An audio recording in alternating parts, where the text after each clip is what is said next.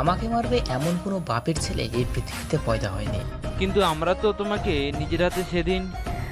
কথায় আছে না, রাখে আল্লাহ মারে কে, আর মারে আল্লাহ রাখে কে। চারিদিকটা বিভিন্ন বিভিন্ন রং বেরঙের বাতি দিয়ে সাজিয়ে তুলেছে বাড়িটাকে। পরিবেশটা এক সৌন্দর্যে ভরে উঠেছে। দেশ বিদেশ শহর এলাকা থেকে এসেছে বিভিন্ন মানুষ। এক এক ধর্মের এক এক মানুষ এসেছে এই অনুষ্ঠানে। বাড়িটার চারপাশে সাজিয়েছে বিভিন্ন রকমের মরিচবাতি দিয়ে। বাতিগুলো জ্বলছে হলুদ, সাদা, গোলাপি, বেগুনি, লাল, বাদামি রং বেরঙের চাকচিক্য দিয়ে ফুটিয়ে তুলেছে বাড়ির সৌন্দর্য। অপরূপ সুন্দর করে সাজিয়েছে বাড়িটিকে। দেখে বোঝা যাচ্ছে এটা যেন বাড়ি নয়, যেন এক একটা রাজপ্রাসাদ। বিয়ের বাড়িতে ধুমধাম বিয়ের পর্ব লাগিয়েছে। ছুটছে মানুষ বিভিন্ন কাজে, বিভিন্ন আত্মীয় স্বজন, পাড়ার প্রতিবেশী, দেশ বিদেশ থেকে এসেছে বিয়েতে অ্যাটেন্ড করতে। বাড়িতে এত পরিমাণের মানুষ যে পা ফেলার জায়গা পর্যন্ত নেই। পরিবারের একমাত্র মেয়ের বিয়ে বলে কথা, মানুষ তো হবেই। বড়লোক বাবার একমাত্র মেয়ে বলে কথা। সবাই এদিক ওদিক ছোটাছুটি করছে। কিছুক্ষণের মধ্যেই বরপক্ষ চলে আসবে কনে পক্ষকে নিতে। স্টেজের উপরে দুটি সোফা সেট রাখা আছে, যেখানে একটাই কনে আর একটাই বসবে বরপক্ষ। পরিবেশটা নাটকীয় দেখতে হলেও বাস্তবেই হচ্ছে বিয়ের ধুমধাম পর্ব। মানুষজন ছোটাছুটির মুহূর্তে বরপক্ষ বর নিয়ে হাজির হয় বিয়ে বাড়িতে।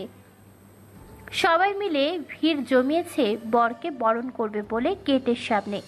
বরপক্ষের সাথে তর্ক বিতর্ক করে বরপক্ষকে স্টেজের উপরে নিয়ে আসে। তারপর সোফা সেটের উপরে বসতে দেওয়া হয়। তার পাশে বসে আছে বিয়ের কনে। বরযাত্রীদের নিয়ে যাওয়ার হয় অন্য একটা প্যান্ডেলে। এখানে আয়োজন করা হয়েছে নানান রকমের বিভিন্ন ভিআইপি খাওয়ার দাওয়ার। বিয়ের পর্ব প্রায় শেষের দিকে। বর বউকে কবুল বলার জন্য চলে এসেছে কাজী সাহেব। কাজী সাহেব একের পর এক বিয়ের খুতবা দিয়ে বিয়েটাকে পরিপূর্ণ করার জন্য কনে পক্ষ এবং বর পক্ষকে কবুল বলতে বলা হয়।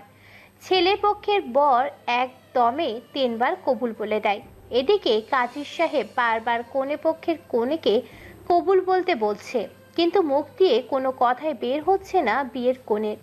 এমন অবস্থায় পরিবারের সকলে কবুল বলতে বললে মেয়েটি এক মুহূর্তে কবুল যখনই বলতে যাবে, ঠিক তখনই কোথা থেকে যেন শোনা যায় গরম বুলেটের আওয়াজ। হঠাৎ করে গুলির শব্দে পরিবেশটা যেন থমকে যায়। মুহূর্তের মধ্যেই পুরো পরিবেশটা নিস্তব্ধ ও শুনশান নীরবতায় ছেয়ে যায়। কে গুলি চালিয়েছে সবাই গুলির উৎস খুঁজতে থাকে। এক পর্যায়ে স্টেজের সামনে দাঁড়িয়ে থাকা ছেলেটিকে দেখে সবাই চমকে ওঠে। সাথে বিয়ের কোণে তো জ্ঞান হারাবে এমনটা অবস্থা। হঠাৎ করে সামনে দাঁড়িয়ে থাকা সেই অজানা আগন্তুকটিকে দেখে সকলের ভয়ে লোমগুলো খাড়া হয়ে যায়। কেননা প্রায় 6 মাস কিংবা 1 বছর পর হঠাৎ করে সেই পরিচিত ব্যক্তিকে দেখে তো চমকেই যাবে। তার উপর এমন অবস্থা, যার ডান হাতে আছে বন্দুক, বাম হাতে আছে সিগারেট, কপালে রুমাল বাঁধা, চোখে হিরোদের কালো ফ্রেমের মোটা চশমা, পায়ে কেশ, পরনে সাদা রঙের একটা টি শার্ট আর ভিতরে সাদা রঙের একটা স্যান্ডো গেঞ্জি, ইন করে স্টাইলিশ একটা প্যান্ট পরা। আগন্তুকটি গুটি গুটি পায়ে সামনে এগিয়ে যায়। তারপর স্টেজের পুরো সামনে গিয়ে মুচকি একটা হাসি দেয়। আর এই হাসিতেই যেন সবার ভয়টাকে এবার আতঙ্কে পরিণত করে দেয়। কেউ কোনো কথা বলতে পারে না। অজানা আগন্তুকটিকে দেখে কথা বলার ভারসাম্য হারিয়ে ফেলেছে সকলে। তবুও তাদের মধ্য থেকে স্টেজের উপর থেকে শুধু কোণে বলে ওঠে ছোট্ট একটা শব্দ, শ্রাবণ তুমি? শ্রাবণ নামটা শুনতেই সবাই সেখানে চমকে ওঠে। গায়ের লোমগুলো খারাপ হয়ে যায়। শ্রাবণ যত এগিয়ে যাচ্ছে ততই যেন কোণের হার্টবিট দ্রুত চলছে। স্টেজে ওঠার সাথে সাথে কোণে সেখানেই জ্ঞান হারিয়ে ফেলে। এটা দেখে পিছন থেকে বলে ওঠে আলতাফ হোসেন, শ্রাবণ, তুমি এখনো বেঁচে আছো কি করে? আলতাফ হোসেনের মুখে এ কথা শুনে রহস্যময় মাখা এক চিলতে হাসি দেয় আর বলে ওঠে, আমাকে মারবে এমন কোনো বাপের ছেলে এই পৃথিবীতে পয়দা হয়নি। কিন্তু আমরা তো তোমাকে নিজের হাতে সেদিন। আলতাফ হোসেনকে হাতের ইশারায় থামিয়ে দিয়ে এবার শ্রাবণ বলে ওঠে, কথায় আছে না, রাখে আল্লাহ মারে কে আর মারে আল্লাহ রাখে কে। হাসতে থাকে শ্রাবণ। তারপর স্টেজের উপরে গিয়ে কোনো কথা ছাড়াই একটারে কাঁধের উপরে তুলে নেয় বিয়ের কোণে মায়াকে। কোণের নাম আসলে মায়া, দেখতে অনেক সুন্দরী, কোমর পর্যন্ত চুল, চোখগুলো হরিণের মতো টানা টানা মায়াবী, পুরো মুখটা মায়ায় ভরা। যখন কথা বলে তখন যেন মুখ দিয়ে মুক্ত ঝরে, অনেক সুন্দরী।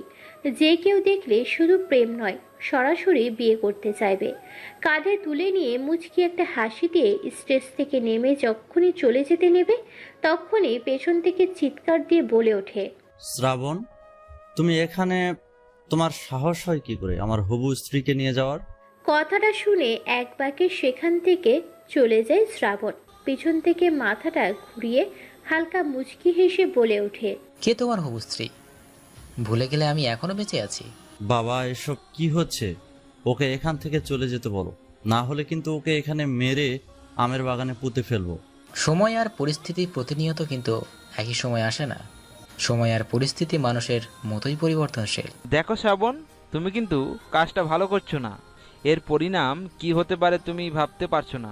আলতাফ সাহেব, নিজের রাগকে কন্ট্রোল করুন, নিজে আর নিজের ছেলেকে বোঝান, নয়তো নিজের রাগে নিজেরাই পুড়ে মরবে। শালা, আমাদের মুখে মুখে কথা বলিস, তোকে তো আজকে এখানে মেরে ফেলবো। এই বলে যখনই শ্রাবণকে মারতে যাবে আলতাফ হোসেনের ছেলে আলম, তখনই পিছন ঘুরে উল্টো হয়ে শ্রাবণ নিজের কোমর থেকে AK-47 বন্দুকটা বের করে আলমের কপালের মাঝখানে চেপে ধরে। মুহূর্তের মধ্যেই যেন পরিবেশটা আরো থমকে যায়। এতক্ষণ মানুষের দুই একটা কথা শোনা যাচ্ছিল, কিন্তু এখন পরিবেশটা মুহূর্তে কালো আধারের অন্ধকার চাদরে ছেয়ে গেছে, চুপচাপ হয়ে গেছে। শ্রাবণ মুচকি হেসে আবার বলে উঠল, তোকে বললাম না, সময় আর পরিস্থিতি কিন্তু সব সময় এক যায় না। যেমন এক মাঘে শীত যায় না, ঠিক তেমনই এই শ্রাবণকে মারাও এতটা সহজ নয়। আলতাফ হোসেন বলে, শ্রাবণ, তুমি কিন্তু আগুন নিয়ে খেলছো। এর পরিণাম শুধু ভয়ঙ্কর নয়, ভয়ন্তরে পৌঁছে যেতে পারে। তখন শ্রাবণ বলে, সেটা নয় পরে দেখা যাবে, আপাতত নিজের ছেলেকে সামলান। ছোট ছেলে, বাচ্চা ছেলে, রক্ত গরম, আমি কখন কি করে ফেলবো বলা যায় না। আর হ্যাঁ, খুব শীঘ্রই আপনার সাথে সাক্ষাৎ হচ্ছে খেলার ময়দানে। কথাটা বলে ঘাড়ে করে মায়াকে নিয়ে গিয়ে গাড়িতে বসিয়ে দেয়। কেউ কোনো কিছু করতে পারে না, কি হচ্ছে এখানে কেউ কোনো কিছু বুঝতে পারে না। আলতাফ হোসেনের ছেলে আলম বলে ওঠে, বাবা, তুমি এটা কি করলে? শ্রাবণকে এভাবে যেতে দিলে কেন? এই তোমার ক্ষমতা, এই তোমার পাওয়ার? ছেলের কথায় কোনো উত্তর দেয় না আলতাফ হোসেন। আলতাফ হোসেন শুধু নিজেই নিজের মতো কি যেন ভেবেই চলেছে। আলম আবার বলে ওঠে, বাবা, তুমি শ্রাবণকে এভাবে যেতে দিলে কেন সেটা আমি জানি না, তবে হ্যাঁ, আমি যদি আমার মায়াকে না পাই তাহলে কিন্তু আমি ওই শ্রাবণকে একেবারে মেরে ফেলবো। ছেলের মুখে এরকম কথা শুনে দাঁতের দাঁত চেপে নিজের রাগটাকে কন্ট্রোল করে, তবুও শান্ত কণ্ঠে বলে ওঠে আলতাফ হোসেন, আরে গাধার বাচ্চা গাধা, শ্রাবণকে এখন কোনো কিছু করা যাবে না। শ্রাবণকে নিজের মতন করে ছেড়ে দিতে হবে। আমি একটা কথাই ভাবছি, কি করে সে মৃত্যুর হাত থেকে ফিরে এলো। যেখানে তার মৃত্যু নিশ্চয়ই, সেখানে মৃত্যু থেকে সে সে এসেছে। তার মানে সে আগে থেকেই আরও দ্বিগুণ হিংস্র আর হায়না হয়ে প্রতিশোধের আগুনে নিজেকে জ্বালিয়ে জ্বালিয়ে এক লোহা থেকে অন্য ধাতুতে নিজেকে রূপান্তর করে নিয়ে এসেছে। তাই জায়গাটা পা ফেলবে সাবধানে ফেলতে হবে। তুমি যাই বলো না বাবা, আমি কোনো কিছু শুনতে চাই না। আমার মায়াকে কেমন লাগবে এটা ফাইনাল। দেখ বাবা, রাগ করিস না, তোর মায়াকে তোর কাছে এনে দেবো, একটু সময় দে। আলম আর কোনো কথা না বলে নিজের রুমে গিয়ে দরজা বন্ধ করে দিয়ে ঘরের সকল জিনিসপত্র ভাঙচুর করতে থাকে। ছেলের এরকম কাণ্ডে বেশ বিরক্ত বোধ করছে আলতাফ হোসেন, তবুও সব সহ্য করে ভাবতে থাকে শ্রাবণ কি করে ফিরে আসতে পারে, তাও আবার এতদিন পরে। কোনো কিছু না ভেবে পকেট থেকে ফোনটা বের করে কোনো এক নাম্বারে কল করে। ফোন রিসিভ করতে বলে উঠল আলতাফ হোসেন। তুমি কোথায় আছো? শ্রাবণ বেঁচে আছে, ও মরেনি। সেদিন শ্রাবণ ফিরে এসেছে। আমাদের বাড়িতে তাণ্ডব চালিয়ে তুলে নিয়ে গেছে মায়াকে। যে করেই হোক তাকে আবার সরিয়ে দিতে হবে দুনিয়া থেকে। তোমার মাথা ঠিক আছে? কি যা তা বলছো? ওকে আমি নিজের হাতে মেরে ফেলেছি, 8,000 ফিট উপর থেকে, তাও আবার তোর পাহাড়ের উপর থেকে ফেলে দিয়েছে। যাই হোক, বেঁচে আছে এটাই ফাইনাল। আর তুলে নিয়ে গেছে মায়াকে। এখন যে করেই হোক মায়াকে সেখান থেকে দ্রুত নিয়ে আসতে হবে, না হলে সামনে তাদের জন্য বিপদ অপেক্ষা করছে। এখন শ্রাবণকে কোনো কিছু করা যাবে না, কারণ যে একবার মৃত্যুর দরজা থেকে ফিরে আসে সে হিংস্র হায়না হয়ে ফিরে আসে। আর এখানে তো স্বয়ং শ্রাবণ বেঁচে ফিরে এসেছে, যার শক্তি ছিল 2 গুণ, এখন মৃত্যুর দরজা থেকে ফিরে এসেছে, আবার আর হবে 2 গুণ, অর্থাৎ 4 গুণ শক্তির অধিকারী সে। কিন্তু এখন তাহলে কি করা যায়? কোনো ব্যাপার নয়, ব্যাপারটা আমি হ্যান্ডেল করছি। গাড়ি থেকে বের করে কোলে করে নিয়ে গিয়ে বেডের ওপর শুয়ে দেয় মায়াকে। মায়াকে দেখতে আজ আগের থেকে অন্যরকম এক সুন্দরী লাগছে, আরও দ্বিগুণ মায়াবতী। বিয়ের বেনারসিতে বেশ বউ বউ লাগছে। মুহূর্তের মধ্যে শ্রাবণ এক ভিলেন হাসি দিয়ে সেখান থেকে বেরিয়ে পড়ে। কিছুক্ষণ পরে জ্ঞান ফিরে মায়ার। মায়া মিটিমিটি করে চোখ খুলে চারিদিকটা দেখে। মাথাটা ঘুরছে যেন পৃথিবীটা। নিজেকে বন্ধ রুমে আবিষ্কার করে সে। চারপাশটা তাকিয়ে দেখে এটা তার রুম নয়, এটা অন্য কারোর রুম। তবে রুমটা বেশ গোছানো, সাজিয়ে তুলেছে অন্য রূপ সুন্দর করে। এমন সময় সে বিছানা থেকে উঠে নিজের দিকে খেয়াল করতেই চিৎকার দেয়। মায়ার এরকম চিৎকারে সোফার উপরে বসে থাকায় হিংস্র শ্রাবণ মুচকি এক হাসি দিয়ে বলে ওঠে, কি হলো মাই ডার্লিং মায়া, এইভাবে চিৎকার করলে কেন? হঠাৎ করে শ্রাবণের কণ্ঠ শুনতে পেয়ে যেন চমকে ওঠে মায়া। মায়া তোতলাতে আলতো কণ্ঠে বলে ওঠে, আমার শরীরে কাপড় কে চেঞ্জ করেছে? আমি তো এ কাপড় পরিনি। আমার পরনে তো লাল বেনারসি ছিল। মায়ার কথায় এবার মুচকি হেসে জবাব দেয় শ্রাবণ। শ্রাবণ বলে ওঠে, আমি চেঞ্জ করছি কেন, তোমার মনে নেই? এর আগে তোমার কতবার চেঞ্জ করিয়ে দিয়েছি? এ কথা শুনে কান্নায় ভেঙে পড়ে মায়া। মায়া কাঁদতে কাঁদতে দৌড়ে গিয়ে শ্রাবণের শার্টের কলার ধরে ধাক্কাতে থাকে আর চিৎকার করতে থাকে, সাথে বলে ওঠে, তুমি কেন আমার জীবনে এলে শ্রাবণ? তুমি ছাড়া তো আমি বেশ ভালোই ছিলাম। কেন আবার এলে আমার সুখের জীবনটাকে দুঃখের সাগরে পরিণত করতে? সব সময় এক থাকে না। তুমি কি ভেবেছিলে শ্রাবণকে মেরে ফেলে খুব সুখে দিন কাটাবে? শ্রাবণের কথা শুনে চমকে ওঠে মায়া। মায়া বলে ওঠে চিৎকার দিয়ে, তুমি কেন আমার কাপড় চেঞ্জ করেছো? কেন করেছো? তোমার কি অধিকার আছে আমার শরীরে কাপড় চেঞ্জ করার? মায়ার মুখে এই কথা শুনে পাগলের মতো হাসতে থাকে শ্রাবণ। শ্রাবণের হাসি যেন বুঝিয়ে দিচ্ছে মায়া কোনো ভুল বলেনি, পাগলের মতো কথা বলেছে। শ্রাবণের এরকম হাসি দেখে বিরক্ত বোধ করে খাটের উপর গিয়ে বসে পড়ে মায়া। শ্রাবণ নিজের হাসিটাকে কন্ট্রোল করে মায়ের পাশে গিয়ে বসে মুচকি হেসে বলে ওঠে, তুমি হয়তো ভুলে যাচ্ছ যে তুমি এখনো আমার বিবাহিতা স্ত্রী। তাই তোমার শরীরের কাপড় চেঞ্জ করতে তোমার কাছে পারমিশনের প্রয়োজন হয় না বা অধিকারের কথা আসে না। সেটা এই শ্রাবণ অধিকার ছাড়াও করে দেখাতে পারে। জানোই তো এই শ্রাবণ কি জিনিস? হ্যাঁ, জানবো না কেন? আপনি তো একটা গুন্ডা মাস্তান মাফিয়া। আপনার সম্মান দিয়ে জানবো না? আপনাকে তো আমি হাড়ে হাড়ে চিনি। আপনি আমার পুরো জীবনটা ধ্বংস করে দিয়েছেন। আপনাকে আমি ছাড়বো না। আপনাকে এর মূল্য চোকাতেই হবে মিস্টার শ্রাবণ। এই সুযোগটা চলে গেছে। মৃত্যুর দরজা থেকে ফিরে এসেছি মায়া। কষ্ট কাকে বলে সেটা বুঝবে আমার সাথে বিশ্বাসঘাতকতার পরিণাম কতটা ভয়াবহ হতে পারে। তুমি সহ দেখবে তোমার সঙ্গসখীরা। এই বলে শ্রাবণ সেখান থেকে বেরিয়ে পড়ে। রুমের মধ্যে বসে এখনো কান্না করছে মায়া। মায়ার কান্না যেন কেউ দেখে না। বুক ফাটা আশা আকাঙ্ক্ষা নিয়ে বাঁচতে চেয়েছিল। শ্রাবণকে দেখে যেন বাঁচার ইচ্ছেটাই মরে গেল। চিৎকার করে কান্না করে বলে উঠল, মা, বাবা, দাদু, দিদা, ভাই, তোরা আমাকে ফেলে কি করে চলে যেতে পারলি? এই শ্রাবণের মতো একটা গুন্ডার হাতে তোরা আমাকে তুলে দিয়ে কেন চলে গেলি? কি পাপ করেছিলাম আমি যে আমাকে এরকম একটা নরখাদক পিশাচের হাতে তুলে দিলি।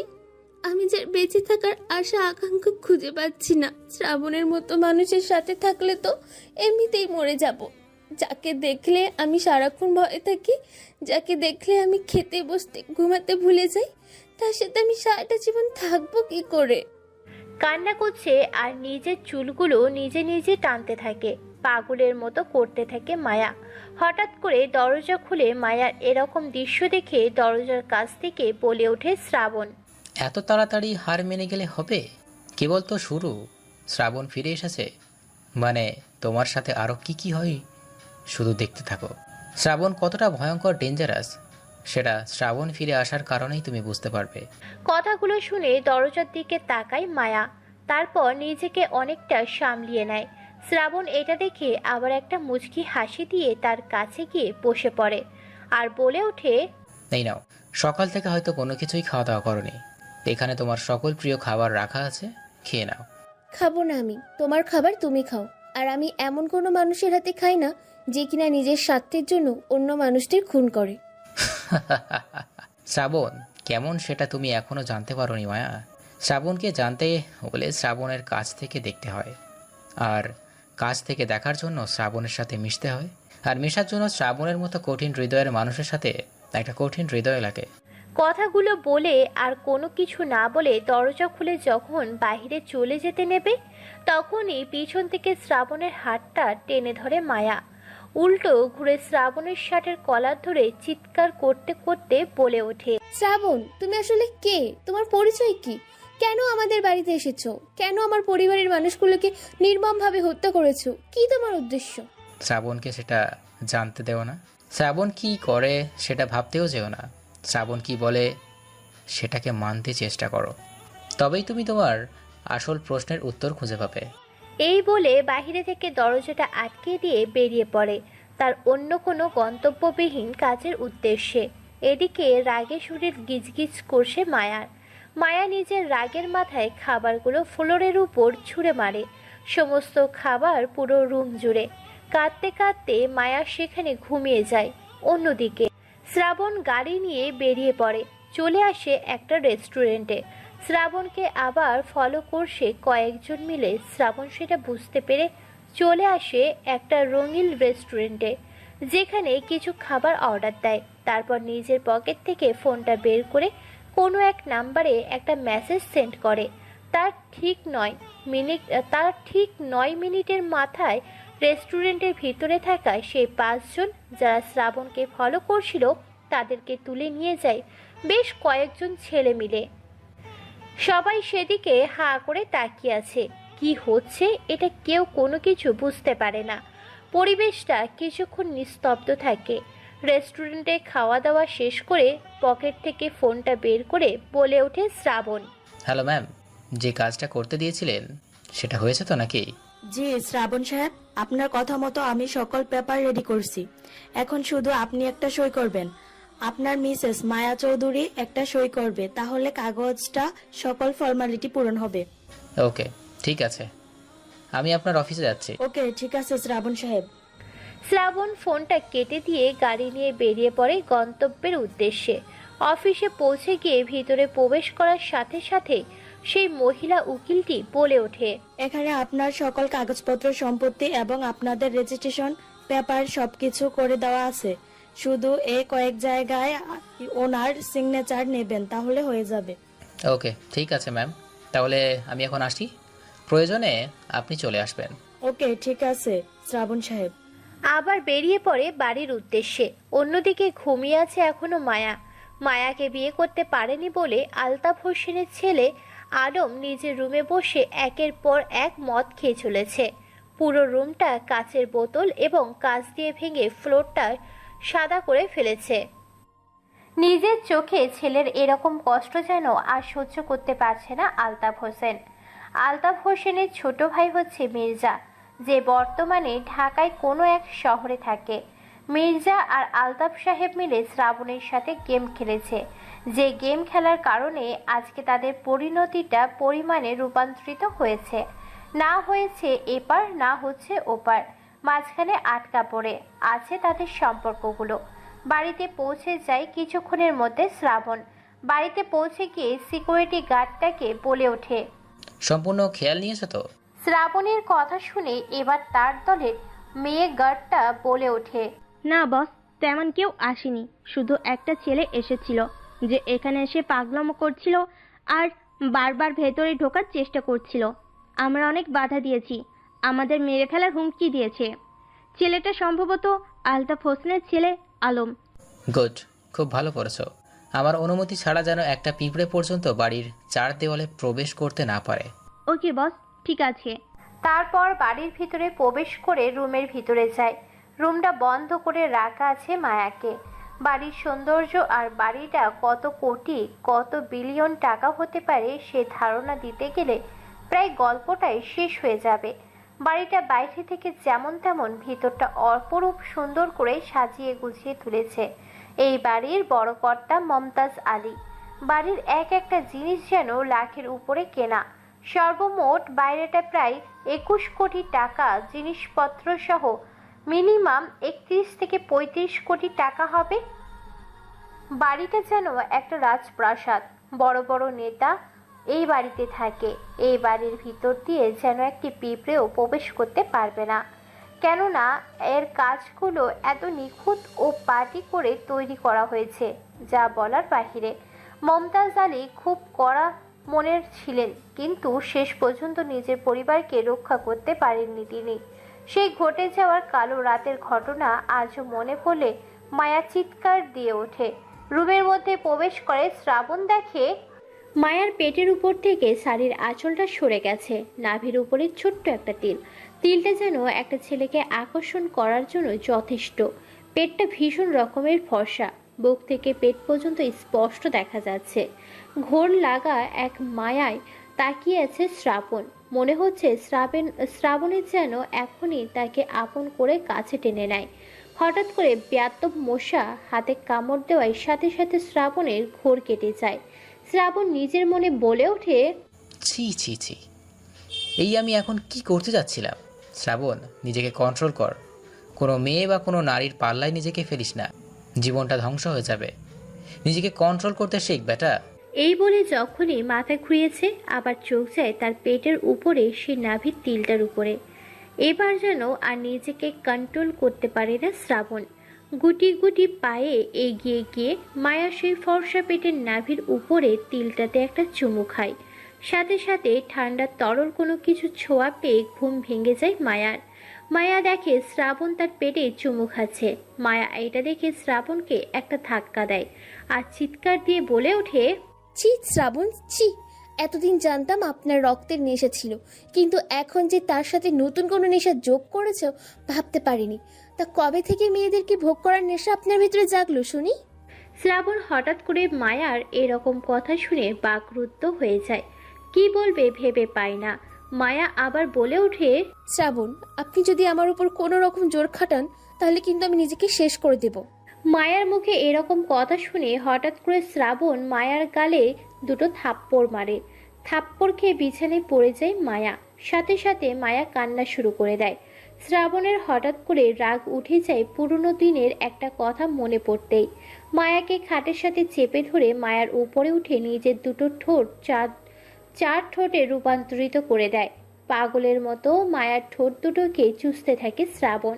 5 মিনিট পর ছেড়ে দেয়। দুজনেই হাঁপাতে থাকে। কান্নার গতিবেগ যেন বেড়ে যায় মায়ার। মায়ার দিকে বড় বড় চোখ করে তাকাতেই মায়া যেন চুপসে যায়। মায়া শ্রাবণকে ভীষণ রকমের ভয় পায়। তারপরও মায়া ফুপিয়ে ফুপিয়ে কাঁদতে থাকে। এটা দেখে পকেট থেকে কাগজটা বের করে শ্রাবণ বলে ওঠে, দেখো মায়া, এইখানে একটা সই করে দাও। আমি চাই না তুমি নিজের কষ্টকে নিজে ডেকে আনো। শ্রাবণের মুখে এরকম কথা শুনে মায়া শ্রাবণের দিকে তাকায়। শ্রাবণের সামনে এগিয়ে গিয়ে পাগলের মতো হাসতে থাকে। সাথে কান্না মাখা মিশ্রিত কণ্ঠে বলে ওঠে, কষ্ট, দুঃখ এসব কাকে বলে শ্রাবণ জানেন আপনি? সত্যি কথা বলতে তো সুখ কাকে বলে ভুলে গেছে যেদিন থেকে আপনি আমার জীবনে এসেছেন। আপনাকে দেখলে আমার ভীষণ ভয় লাগে শ্রাবণ। আপনি কেন বুঝতে পারছেন না? আমি আপনাকে ভয় পাই। আপনার মতন একটা খুনির সাথে বেঁচে থাকার চেয়ে মরে যাওয়া অনেক ভালো। আর রইল আপনার কষ্ট দুঃখ, এসব তো আপনার এই চেহারাটা দেখলেই মনে পড়ে যায়। আপনার সাথে বেঁচে থাকার চেয়ে মরে যাওয়া অনেক ভালো শ্রাবণ। যেদিন থেকে আপনি আমার জীবনে এসেছেন সেদিন থেকে আমি ভালো থাকা, ভালোবাসা, ঘুমানো, খাওয়া দাওয়া সব ভুলে গেছি। আমি তো অনেক আগেই মরে গেছি। এই বলে কাঁদতে থাকে মায়া। মায়ার কান্না দেখে বেশ খারাপ লাগে শ্রাবণের। হঠাৎ করে পুরনো দিনের সেই কষ্টের কথা মনে পড়তেই শ্রাবণের চোখগুলো লাল রক্তবর্ণ ধারণ করে, শরীরের রগগুলো ফুলে ওঠে। এক দানবে পরিণত হয় শ্রাবণ। শ্রাবণ আবার কঠিন মন নিয়ে বলে ওঠে, দেখো মায়া, আমি চাই না তোমাকে কষ্ট দিতে, কিন্তু কষ্টকে তুমি যদি নিজ থেকে নিয়ে আসো তাহলে আমি কি করতে পারি বলো? তাই এখানে ছোট্ট করে একটা সই করে দাও। আমি কখনোই সই করব না, তোমার যা ইচ্ছে তুমি করতে পারো। দেখো মায়া, বাড়াবাড়ি করিও না, দ্রুত কাগজটাতে সই করে দাও। নিজের ভালোর চাও তো? বললাম না সই করব না, তোমার যা ইচ্ছা তাই করতে পারো, মরে গেলেও সই করব না। না কথাটা শুনে হঠাৎ করে শ্রাবণের মাথায় রাগ উঠে যায়, আর কোনো কিছু না ভেবে আরেকটা থাপ্পড় দেয় মায়ার গালে। মায়া খাটের উপর গিয়ে ছিটকে পড়ে যায়। শ্রাবণের পরনে থাকা প্যান্টের বেল্টটা খুলে একের পর এক হিংস্র জানোয়ারদের মতো আঘাত করতে থাকে মায়ার শরীরে। মায়া চিৎকার করছে। মায়ার এই চিৎকার আর আর্তনাদে যেন পুরো রুমটা থরথর করে কাঁপছে। তবুও শ্রাবণ একের পর এক মেরে চলেছে। যেখানে বেল্টের বাড়ি লাগে সেখান থেকেই চামড়া ফেটে ফিনকি কেটে রক্ত বের হতে থাকে। মারতে মারতে পুরো শরীরটা ফাটিয়ে ফেলেছে। অনেক জায়গা থেকে গড়গড় করে রক্ত বের হচ্ছে। মার সহ্য না করতে পেরে এক পর্যায়ে জ্ঞান হারিয়ে ফেলে মায়া। কিছুক্ষণ পরে শ্রাবণের ধ্যান ফিরে আসে। নিজের রাগটাকে কন্ট্রোল করে কিছুক্ষণ পর মায়ার দিকে তাকিয়ে অবাক হয়ে যায়, কেননা রাগের বশে মায়াকে মারতে মারতে প্রায় মেরে ফেলেছে। পুরো শরীর থেকে রক্ত বেরোচ্ছে। শ্রাবণ এবার যেন কান্নায় ভাঙা কণ্ঠে নিজে নিজে বলে ওঠে, কেন মায়া, কেন তুমি আমার কথা শোনো না? আমি যে তোমার ভালো চাই, ক্ষতি না। তুমি কেন আমাকে বিশ্বাস করতে পারছো না? আমি তোমার শত্রু নয়, তোমার বন্ধু। এদিকে মায়া জ্ঞান হারিয়ে ফেলেছে। শ্রাবণ নিজের রাগটাকে কন্ট্রোল করার পরে ড্রয়ার থেকে একটা মহলম বের করে মায়ার শরীর থেকে এক এক করে সমস্ত কাপড় খোলে। তারপর একটা চাদর গায়ে দেয়। তারপর বেল্টের আঘাতে ফেটে যাওয়া সেই জায়গাগুলোতে প্লেথিন লাগিয়ে দেয়। যত লাগিয়ে দিচ্ছে তত যেন মায়া কেঁপে ওঠে পুরো শরীরটা। গরম হয়ে আছে দেখিয়ে বোঝা যাচ্ছে যেন জ্বর এসেছে। শ্রাবণ আরও দেরি না করে তাদের পরিবারের ডক্টরকে ফোন করে। ফোন রিসিভ করতে ডক্টর ম্যাম বলে ওঠে, শ্রাবণ সাহেব বলেন, তা হঠাৎ করে এতদিন পর আমাকে ফোন করলেন, মায়া ঠিক আছে তো? না ডক্টর, কোনো কিছুই ঠিক নেই। আপনাকে একবার এখানে আসতে হবে। মায়ার শরীরে প্রচণ্ড রকমের জ্বর। আপনি দ্রুত মেডিসিন সহ চলে আসেন। শ্রাবণ সাহেব, এটা আপনি কি বলছেন?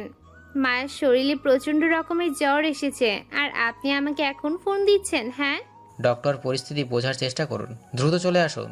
ওকে, ঠিক আছে। শ্রাবণ মায়ার পাশে বসে কপালে জল পড়তে দিতে থাকে। তখনই টেবিলের উপর রাখা মায়ার ফোনটা বেজে ওঠে। শ্রাবণ ফোনের স্ক্রিনে তাকিয়ে দেখতে পায় আলতাফ হোসেন ফোন করেছে। তাই দ্রুত ফোনটা রিসিভ করে। ওপাশ থেকে আলতাফ হোসেন বলতে থাকে, হ্যালো মায়ামা, কেমন আছো? শ্রাবণের সাথে বেশি কথা বলবে না, ওর থেকে দূরে দূরে থাকবে। ও খুব ভয়ঙ্কর। তোমার পরিবারকে সে ধ্বংস করে দিয়েছে, মেরে ফেলেছে। সে প্রতিশোধ নেওয়ার জন্য ফিরে এসেছে। ওর কাছ থেকে সাবধানে থাকবে। আর হ্যাঁ, তুমি কোনো চিন্তা করবে না, তোমাকে খুব শীঘ্রই জানোয়ারটার হাত থেকে বাঁচিয়ে নিয়ে আসবো মা। হ্যালো, কি হলো? কোনো কথা বলছো না যে মামনি? কোনো কথা ছাড়াই শ্রাবণ কলটা কেটে দেয়। তারপর কি ভেবে যেন একটা রহস্যময় মুচকি হাসি দেয়। এদিকে কিছুক্ষণের মধ্যেই ডাক্তার চলে আসে। তারপর মায়াকে চেক আপ করার জন্য তার শরীরে হাত দেয়। শরীরে হাত দেওয়ার সাথে সাথে তো চমকে ওঠে আর বলে ওঠে, এ কি শ্রাবণ, মায়ের শরীরে এত মারের চিহ্ন কেন? কি করেছো তুমি ওর সাথে? না ডক্টর, এমন কোনো কিছুই নয়। তারপর শ্রাবণ শুরু থেকে শেষ পর্যন্ত এক এক করে সকল ঘটনা শোনাতে থাকে। আপনারাও শুনতে পারবেন, অপেক্ষা করেন। সবটা শুনে ডক্টর ম্যাম আবার বলে ওঠে, কাজটা আপনি একদম ভালো করেননি। শ্রাবণ সাহেব, নিজের রাগটাকে কন্ট্রোল করতে শিখুন। হয়তো আজকে মায়া মরে যেতে পারতো। আমি কিছু মেডিসিন দিচ্ছি, এগুলো নিয়মিত খাওয়াবেন। আর হ্যাঁ, ওনার গায়ে আর হাত দিবেন না, যত্ন নেওয়ার চেষ্টা করবেন। মানুষকে ভয় দেখিয়ে নয়, ভালোবেসে বিশ্বাস অর্জন করতে হয় শ্রাবণ সাহেব। আপনি ঠিকই বলেছেন। আসলে পুরনো দিনের স্মৃতিগুলো যখন মনে পড়ে না, তখন নিজেকে কন্ট্রোল করা খুবই মুশকিল হয়ে পড়ে। এতে মায়ার কোনো দোষ নেই, দোষ হচ্ছে সেই জানোয়ারদের যারা আমার বিরুদ্ধে মায়াকে উস্কিয়েছে। মায়ার থেকেও তাদের এতটা ভয়ঙ্কর মৃত্যু দিব যে ওরা কল্পনাও করতে পারবে না। আমি আপনাকে সব সময় সাপোর্ট দিব। আপনার যে কোনো সাহায্য আমাকে ডাকবেন, কেননা মনোতাজ সাহেব যখন বেঁচে ছিলেন উনি আমাকে খুব স্নেহ করতেন। আজকে ওনার জন্যই আমি ডাক্তার হতে পেরেছি। ওনার পরিবারের জন্য কোনো কিছু করতে পারলে আমিও ধন্য। আর হ্যাঁ, ওনাকে কোনো কম্বল বা লেপের সাথে জড়িয়ে ধরলে হবে না। ওনার এত পরিমাণ জ্বর যে আপনি ওনাকে জড়িয়ে ধরে সারাদিন ঘুমিয়ে থাকবেন। আপনার শরীরের তাপ আর মায়ার শরীরের তাপ দুটোই একত্রিত করে মায়ের জ্বরকে সম্ভবত কন্ট্রোলে আনা যাবে। এছাড়াও মেডিসিনগুলো খুব যত্ন করে খাওয়াবেন, ঠিক আছে শ্রাবণ সাহেব? ঠিক আছে। তারপর ডাক্তার ম্যাম সেখান থেকে চলে যায়। মায়ার ঘুমের ইঞ্জেকশন দিয়েছে। মায়ার কপালে হাত বুলিয়ে যখনই ঘর থেকে বের হতে যাবে তখনই তার ফোনে ফোন আসে। ফোনটা রিসিভ করতেই বলে ওঠে ফোনের ওপাশ থেকে, হ্যালো বস, আপনি কোথায়?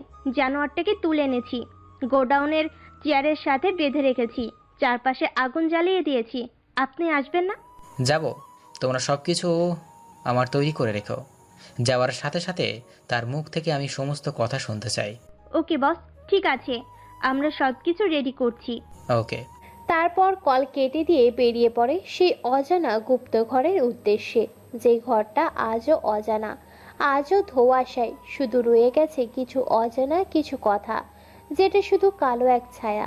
রুমের ভিতরে প্রবেশ করতেই রুমটা যেন কেঁপে ওঠে।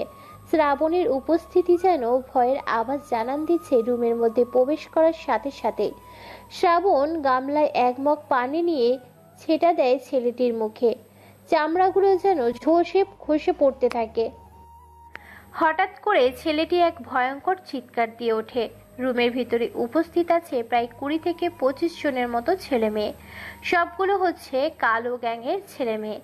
ছেলেটা ছটফট করতে থাকে। শ্রাবণের সেই মেয়ে বডিগার্ডটা ছেলেটির পরনে থাকা সমস্ত কাপড় খুলে ফেলে, উলঙ্গ করে ছেলেটিকে বসিয়ে রাখছে। মেয়েগুলো লজ্জায় সেদিকে তাকাচ্ছে না। শ্রাবণ একটা চেয়ার নিয়ে ছেলেটির সামনে বসে। মুচকি হাসি দিয়ে বলে ওঠে শ্রাবণ, দেখ ভাই, মরতে তোকেই হবেই, কিন্তু মরার আগে তোকে সত্যি কথাগুলো বলে যেতে হবে। ছেলেটি কোনো কথা বলে না, চুপচাপ নিজের চোখের পানিগুলো ফেলছে। অবশেষে শ্রাবণ আবার বলে ওঠে, দেখ, মরতে তোকে হবে, কিন্তু মৃত্যুর সময় যদি তুই শাস্তি পেয়ে মরিস তাহলে কি ভালো দেখায়? যদি শাস্তি পেতে না চাস তাহলে সত্যি কথাগুলো বলে দে। শ্রাবণের মুখে এরকম কথা শুনে ছেলেটি হাসতে থাকে। ছেলেটার হাসি যেন শ্রাবণের একদম ভালো লাগছে না। ছেলেটি বলে ওঠে, তুই কি ভেবেছিস তুই বলবি আর আমি তোকে বলে দেব? তুই ভয় দেখাবি আর আমি ভয়ে সব বলে দেব? এমনটা নয়। ছেলেটির মুখে এরকম কথা শুনে শ্রাবণ মুচকি একটা হাসি দেয়। পকেট থেকে একটা সিগারেট বের করে জ্বালিয়ে সেটাকে মনের সুখে টানতে থাকে। ছেলেটির কথাগুলো শুনতে থাকে আর কিছু বলতে যাবে, তখনই পিছন থেকে তার মেয়ে বডিগার্ড বলে ওঠে, এই জানোয়ার, তোর সাহস কি করে হয় ভাইয়ের মুখে মুখে তর্ক করার? মুখে এখন কাঁচা লঙ্কা ঢুকিয়ে দিব। চুপচাপ বেয়াদবি না করে ভাই যাও বলছে সেটা কর। ছেলেটি যেন হাসতে থাকা মেয়ে বডিগার্ডের মুখে এ কথা শুনে ছেলেটি বলে ওঠে, আমি তো ভেবেছিলাম তুই ছেলে, কিন্তু এখন দেখছি তুই মেয়ে। তবে যাই বলিস, তোর ফিগার দেখে সেই কোনো খারাপ মেশিনও খারাপ হয়ে যাবে। এই কথা শোনার সাথে সাথে সিগারেটের অংশটা ফেলে দিয়ে পা দিয়ে চেপে ধরে ছেলেটির পা দুটো। পা দিয়ে চেপে ধরার সাথে সাথে ছেলেটি লাফাতে থাকে ব্যাঙের মতো। কার্টুনের ভিতর থেকে কয়েকটা ইঞ্জেকশনের সিরিঞ্জ বের করে কোনো কথা ছাড়াই মেয়ে বডিগার্ডটাকে ইশারা দিতে চোখগুলো বেঁধে দেয় শ্রাবণের। তারপর হাতে থাকা ইঞ্জেকশনের সিরিজগুলো একের পর এক গাঁথতে থাকে পাগলের মতো। সেকেন্ডে যেন 2টা ইঞ্জেকশনের সিরিজ তার শরীরে পুশ করছে। এত স্পিডে ইঞ্জেকশনের সিরিজ দিয়ে তার শরীরের শরীরের গাঁটতে থাকে যা চোখে দেখা যায় না। শরীরটা ইঞ্জেকশনের সুচ দিয়ে পরিপূর্ণ হয়ে উঠেছে। গেতে গেতে শরীরটাকে একাকার করে ফেলেছে। ছেলেটির এমন কোনো জায়গা নেই যেখানে ইঞ্জেকশনের সিরিজ ঢুকানো হয়নি। ইঞ্জেকশনের প্রত্যেকটা সিরিজে যা বিভিন্ন ব্র্যান্ডেড অ্যালকোহল, কেরোসিন এবং পুকুরের পচা পানি শরীরের মধ্যে পুশ করে দেয়। তারপর হাত পা শিরা উপশিরাগুলো কেটে দেয়। সাথে সাথে রক্ত বের হতে থাকে। শ্রাবণ মুচকি একটা হাসি দিয়ে সেখান থেকে বেরিয়ে পড়ে। অন্যদিকে মিটমিট করে চোখ খুলেছে মায়া। মায়া নিজেকে খাটের উপর আবিষ্কার করে আর বলে ওঠে, এ কি, আমি এখানে কেন? সাথে সাথে যেন নিজের শরীরের ব্যথা অনুভব করে মায়া। প্রচণ্ড রকমের শরীর ব্যথায় ঘাড় ঘুরিয়ে মাথা উঁচু করে দেখতে পায় তার পাশে বসে আছে হেলান দিয়ে শ্রাবণ। এখনো ঘুমিয়ে চলেছে। নিজের শরীরের দিকে তাকিয়ে তো অবাক। মায়া নিজের রাগটাকে কন্ট্রোল করে হাজার যন্ত্রণা নিয়ে খুব কষ্ট করে বাথরুমে গিয়ে ফ্রেশ হয়ে আসে। হঠাৎ করে তার মনে পড়ে ফোনের কথা। ফোনটা হাতে নিয়ে দ্রুত ফোন করে আলতাফ হোসেনের নাম্বারে। ফোন করার সাথে সাথে বলে ওঠে, হ্যালো আঙ্কেল, কোথায় আপনি? আমাকে প্লিজ এখান থেকে নিয়ে চলুন। আমি আর থাকতে পারছি না। ও আমার উপর ভীষণ অত্যাচার করছে। আমি কিন্তু নিজেকে শেষ করে দেব। দেখো মামনি, তুমি ভয় পেও না, আমরা তোমার সাথে আছি। তুমি কি জানো আঙ্কেল, কালো আমাকে ওর বেল্ট দিয়ে প্রচুর পরিমাণে মেরেছে। আমি আর সহ্য করতে পারছি না। তুমি যত তাড়াতাড়ি সম্ভব আমাকে এখান থেকে নিয়ে যাও। মামনি, তুমি কষ্ট পেও না, দাঁড়াও, আমি দেখছি ব্যাপারটা। ওকে ওকে শাস্তি দিয়ে মারা যাবে না, বুদ্ধি দিয়ে মারতে হবে। তাই করুন আঙ্কেল, প্রয়োজনে ওকে মেরে ফেলবো, তবুও আমি ওর সাথে থাকবো না। ওকে মামনি, দেখছি। এই বলে ফোন কেটে দেয় আলতাফ হোসেন। মায়া ফোনটা রেখে যখনই বিছানায় হেলান দিতে যাবে তখনই চমকে উঠে মায়া। কেননা তার পাশেই বড় বড় চোখ করে ড্যাব ড্যাব চোখে তাকিয়ে আছে শ্রাবণ। শ্রাবণকে দেখে বুকের মধ্যে ছ্যাদ করে ওঠে মায়ার। মায়া ভয়ে জড়সড় হয়ে শ্রাবণের মুচকি হাসি দিয়ে বলে ওঠে, মায়া, তুমি কিন্তু আবার ভুল করছো। তুমি হীরাকে না নিয়ে কয়লাকে বেশি প্রাধান্য দিয়ে ফেলছো। নিজের বিপদ নিজেই ডেকে আনছো।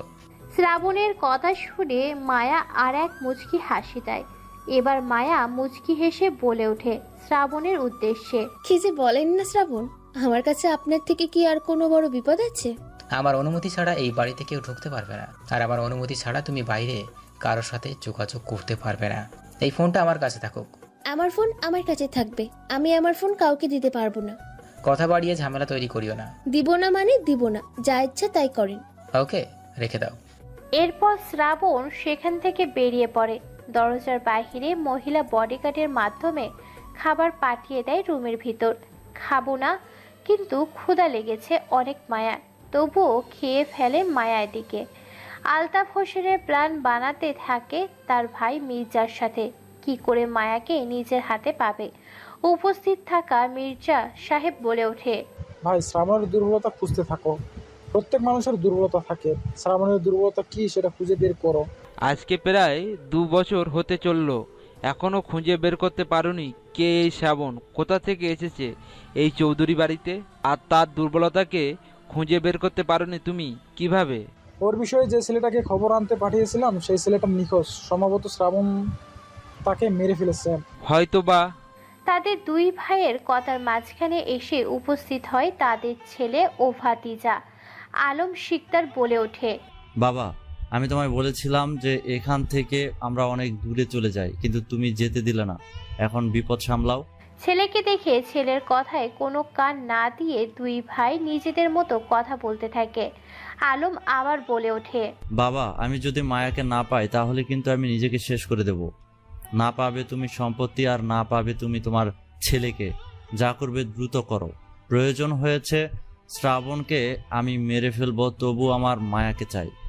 এই বলে আলম সেখান থেকে বেরিয়ে পড়ে। অন্যদিকে অনেকদিন পর নিজের বাড়িতে পা দিয়ে চারদিকটা ভালো করে ঘুরে দেখতে থাকে মায়া। মায়ার পিছনে প্রায় 10 জন মেয়ে বডিগার্ড। মায়া পুরো বাড়িটাকে দেখছে আর বলে ওঠে, পুরো স্মৃতি জুড়ে শুধু এই বাড়িতে আমার কত সুখেই ছিলাম ভাই বোন দাদু দিদা বাবা মাকে নিয়ে, কিন্তু শ্রাবণ নামের সেই কালবৈশাখী ঝড়টা আমার জীবনে এসে উলট পালট করে দিয়েছে সব কিছু ভেঙে চুরে। এক এক করে পুরো বাড়িটাকে ঘুরে দেখতে থাকে। শ্রাবণ খুঁজে বেড়াচ্ছে সেই রহস্যময় ঘটনাটি, কি করে হত্যা করা হলো তার পুরো ফ্যামিলিকে। সেই কালো রাতের কথা মনে করে শ্রাবণ আজও খুঁজে বেড়ায় সেই রহস্যময় খুনিদের। হাঁটতে হাঁটতে মায়া একটা রুমের ভিতরে প্রবেশ করে। সেখানে সে দেখতে পায় আর বলে ওঠে তার বডিগার্ডদের উদ্দেশ্যে, আচ্ছা, এরকমটাকে কেউ ব্যবহার করতো? এটা তো প্রায় অনেক 1 বছর ধরে বন্ধ হয়ে আছে। এত সুন্দর করে সাজিয়ে গুছিয়ে কে রেখেছে পুরো বাড়িটা, এখনো চকচক করছে। এটা তো এতদিনে মাকড়সার জাল পোকামাকড়ে ভিড়ে যাওয়ার কথা, সেখানে বাড়িটা এখনো সচ্ছল অবস্থায় কি করে আছে? এই বিষয়ে আমরা কোনো কিছুই বলতে পারবো না, শ্রাবণ স্যার আমাদের বলতে মানা করেছে। আর এসব বিষয়ে সম্পূর্ণ শ্রাবণ স্যার জানে। আচ্ছা, তোমরা কি বলতে পারবে শ্রাবণ আসলে কে? সে কোথা থেকে এসেছে? সে কি করে সেদিন প্রাণে বেঁচে গেল? কি করে সে এতদিন কোথায় ছিল?